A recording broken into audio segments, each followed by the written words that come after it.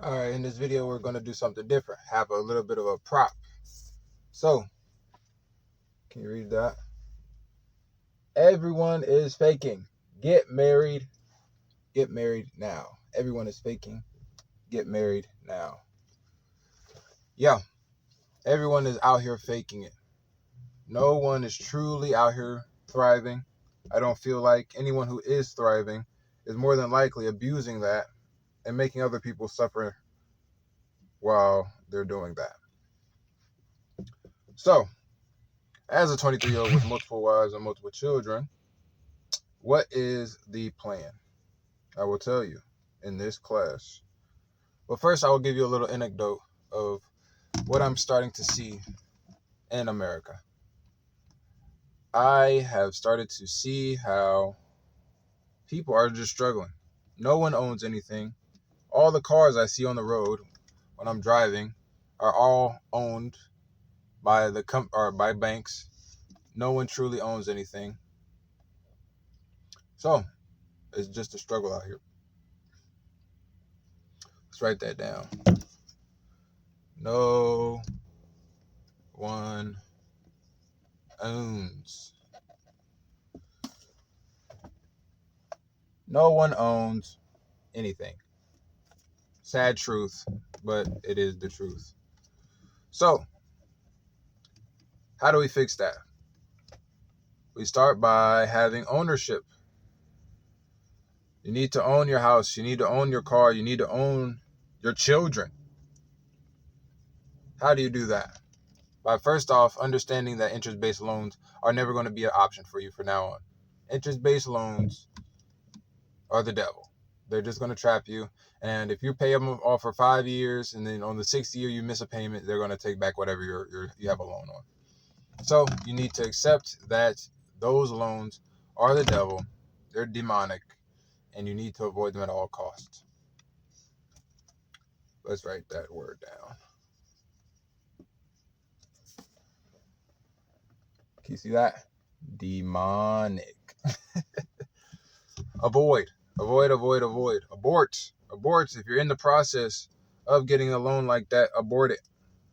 Please. It will save you and your family much heartache. I have seen on my anecdote, I will go back to my anecdote. Right now, I'm looking at a woman in what is that? A Ram or a truck, whatever truck brand that is, style minivan or a super van. It's pretty nice. And she's living out of it. I'm in a Myers parking lot in my truck. And she is living out of this little minivan. It is at least 80 degrees and probably a 70% or 70 or 80% humidity. It is hot. It is sweltering out here. And people are living in their cars. People in cars.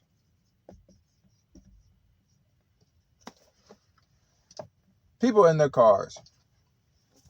Why? Why are they in their cars? In America, the home of the brave and the free and liberty. Why are there people in their cars in a Myers parking lot at 7 o'clock at night when it's still hot outside? And I saw a guy. This is not the only person here. No. This is a big parking lot. There's multiple people here. I saw this guy here at like 1 o'clock in his car. He was in a regular car. He was in like a small SUV, not even a full SUV, a small SUV. One side of the whole car was filled up with junk or whatever he owns. Is the whole side of his passenger was filled all the way to the back. All types of things. He had his shirt off and it was blazing hot. And I think he's still here, around here somewhere. No AC on. He has his phone and I guess he charges it somehow. I don't know. But it is hot and he is out here. So it must be pretty bad. I'm not thinking he has a wife. I'm not thinking maybe he has kids somewhere. but I don't think he has a place to go in America, the greatest country in the world, right? Right. So the way that you get out of this type of situation is, first thing, what am I going to say? What am I going to say, guys? Hold on, I'm writing it. Can you read that? It might be backwards. Get married. My handwriting is a little iffy nowadays. Get married. Number one. First step, get married. Doing any of this is worthless without a woman or a man. It's worthless. What are you doing it for? I would live in a car in a sweltering heat if I didn't have a woman or a wife. What other reason is there? You need to get married. You need to find some place where you can get married. You need to find a good woman who's gonna stick by you and help you build. Maybe let you have another wife, or not let you, but she's open or whatever. Having kids. Number two, you need to, drum roll please. Let's see. You need to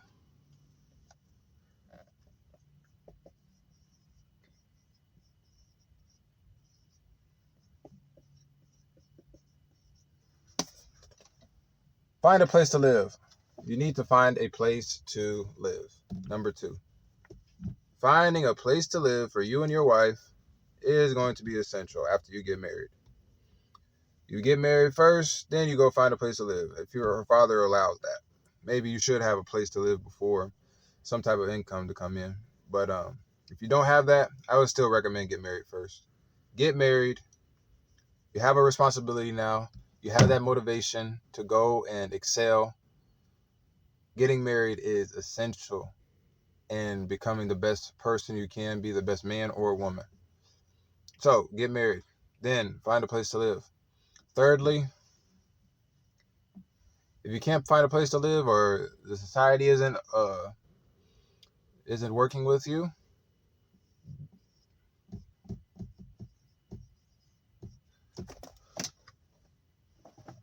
you go and travel. Go travel. Go see the world. Go see a place to where if you're not married in your home country, go get married there. Go find a wife. Go find a kid. Go take care of her kid or whatever. Taking care of a single mother, always going to be a good option. But yeah, just don't sit in your car and be hot and sweltering and not knowing what they're going to do with your life. So I would say even sell the car. Sell that car to go and do all these things if you're not trying to work a job. Sell your car. If you have a passport, then book a one-way flight and figure it out from there. But get married, find a place to live with your wife. Then if you need to, well, you're already traveling, so yeah, that would be the plan. Fourth thing, after you're married,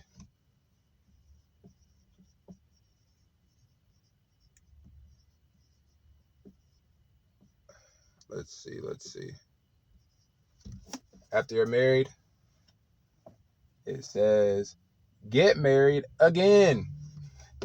Get married again. Yes. Get your second wife. Take care of another family. If you're worried about income, don't worry about it, because you don't need that much income where you're going. You just need to have the will and the moral want to take care of a society. And once you have that, then the money will come. Then God can trust you with money. God will then trust you with having the resources you need to take care of all of this. You hear the old saying of go and get a Rolls Royce, get in debt, and then work your way out. That's kind of the framework I'm in, or I believe in a little bit. Go get you a wife and another wife, but it's not a haram loan. Go get a wife and another wife. Figure it out from there. Oh, the car or the truck that's moving now that has the people living in it. But yeah, get out of the situation just living in your car. You have options. Get to the airport, vroom, you're gone. And figure it out from there. Hit up China, hit up the Middle East, hit up Europe, hit up Africa, hit up Antarctica. Gosh dang it, go somewhere. South America. Go and figure it out. The world is too big for you to just think that you're trapped. You're not trapped. Unless they've taken your only resource of travel, which is international travel, which is your passport, then you have the ability to go and change your whole life in a matter of months. Don't feel stuck. Don't feel stuck. All right. So that's pretty much the steps that you need to feel as though you're successful. But then actually being successful, 5, do a business. Do a business. Do a business that they can't take from you. That they can't say, oh, this loan, if you miss a payment, come and give us your business. Come and give us everything that you have. Come and give us your house. No, you don't get in bed with those type of people who will come back one day and tell you to give them everything that you've built. Why would you even start off like that? It's haram in the Quran anyway to get into bed with people like that. So that's how you go about finding success in this life. Everything doesn't always have to be straightforward, the American dream. You stay in one place, you build your family here, everything, you get the golden retriever, and you get the white picket fence and everything's cool. No, in 2026, that's not working out. You can't buy a house. Why? Every house is costing $500,000 USD. 500,000 USD, right? Who has that type of money to pay out in cash? Nobody. So you go somewhere else where it's more suitable for you. Somewhere maybe you could buy a house for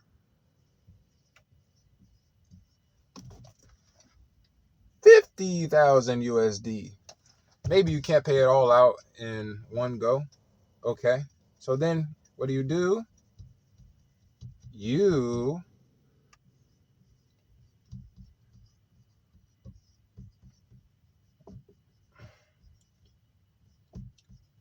all right. Hopefully you guys can read this. You go borrow from friends and family. You go borrow from friends and family. Do not go to the banks. Those people are wicked and cruel and evil. They will take everything from you. Your friends and family will help you in this time of need, and you tell them that you'll pay them back in full before you die. Before I die, I'm going to pay you back. And if I die, then bring that debt to my son. Or just forgive the debt. Right? It'll be better off just to forgive the debt if the person dies. But, yeah. Don't make this too complicated. Don't make life such a box. You need to think outside of the box in 2026. They're trying to trap you. They're trying to keep you in America. If you want to escape, then you need to escape now. In a few years, you literally will not have the option. They are trying to take your data and use that against you. They are trying to take your work away and use that against you. They're going to try and take international travel away. And last but not least, they've already tried to ruin marriage for everyone.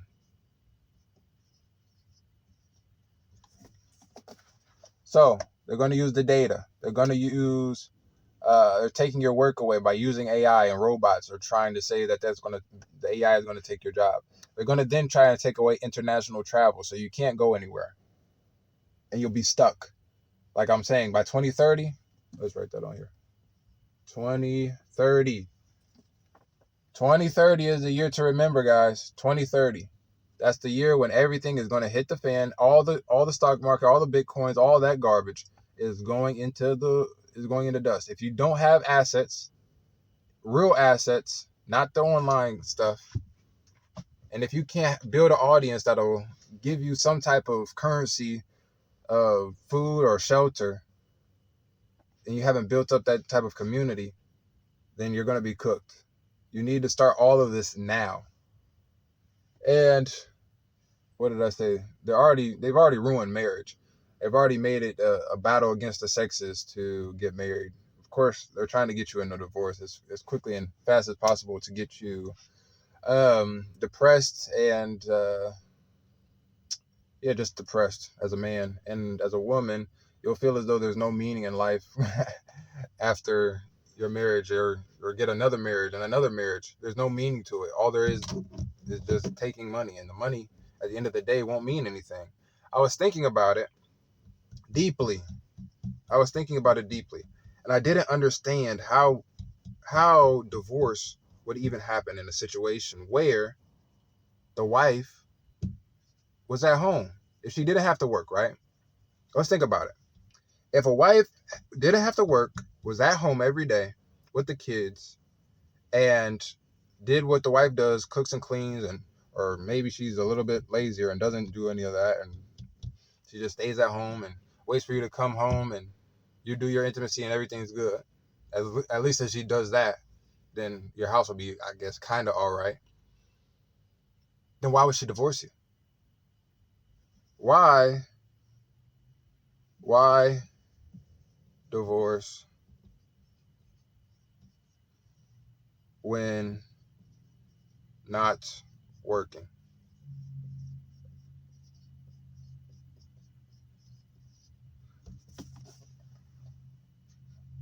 Why divorce when not working as a wife? Why? You don't have to work. You wake up at 9 o'clock every day. You go to sleep at 12 every night. You just stay in the house and do your duties as a wife. Why would she then divorce you? There'll be no reason. She divorces you, she'll be in the same situation but without a husband.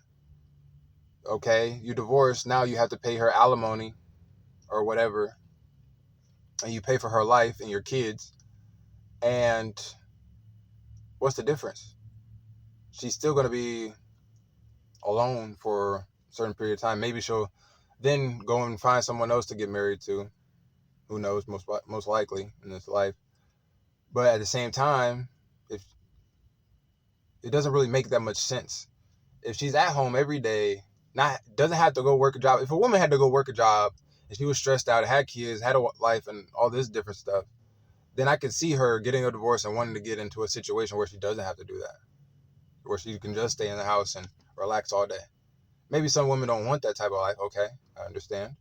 But if you did have that type of life, why would you give that up if the man was doing everything he had? Unless there was some sort of psychological operation that was being put onto your wife, a psyop that was being brought into your home to make her feel as though what you're doing wasn't enough. Until she hit the age of 40 or 50 to where she is not as desirable as a woman, and then she's stuck with whoever she divorced you for, until the cycle is over. It just doesn't make sense. So there's no reason for divorce. No reason divorce.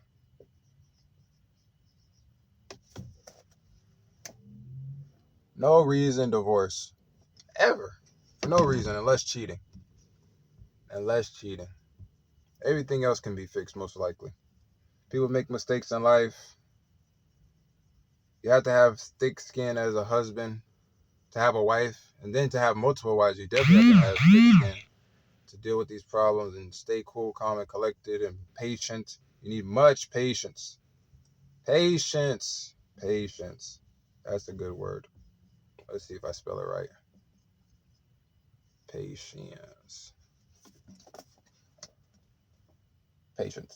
Can you tell I'm a college graduate? Much patience is needed in marriage, for sure. Every day. From the wife and the husband. All around. You need to be patient and just like in life in general. Kids, wives, parents, every facet of life you need patience. This is coming from a 23-year-old with multiple kids. The white thobe, that is. Yeah, this was our little lecture on